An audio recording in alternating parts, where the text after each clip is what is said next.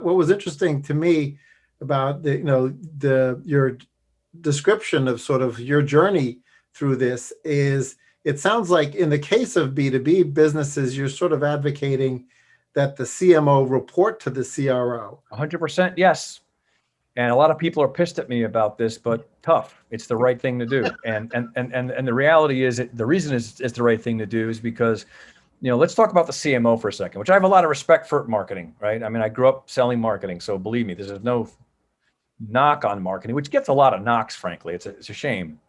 But the reality is that if you look at a B2B company, particularly the companies you and I are familiar with, they're primarily focused with revenue.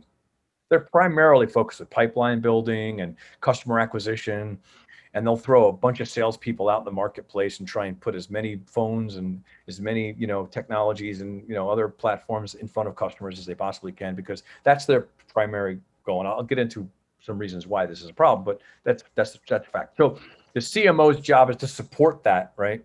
And add an additive to creating the right awareness in the marketplace that kind of softens the marketplace, so that the salespeople can have a market that's better tenderized to receive the message, right? Better ready. Yeah, 100%. Yeah, and so if you look at the way that the CRO role is aligned in the way that I'm proposing, the marketing, sales, and customer success functions should be all peers. They should be equal peers. There shouldn't be some senior person in the three of them.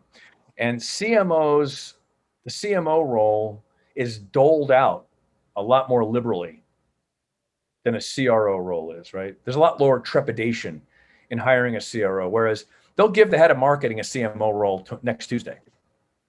And what ends up happening now is, because that title has a C in front of it, that person almost sort of becomes untouchable in a way, because the person's not placed in a position of hierarchical authority that, in my opinion, many times is above what it should be, because it sort of creates an imbalance in things. And this is part of the problem. So if you hire a chief revenue officer and you already have a CMO, you're actually going to have a collision. I actually have a solution for that, but yes.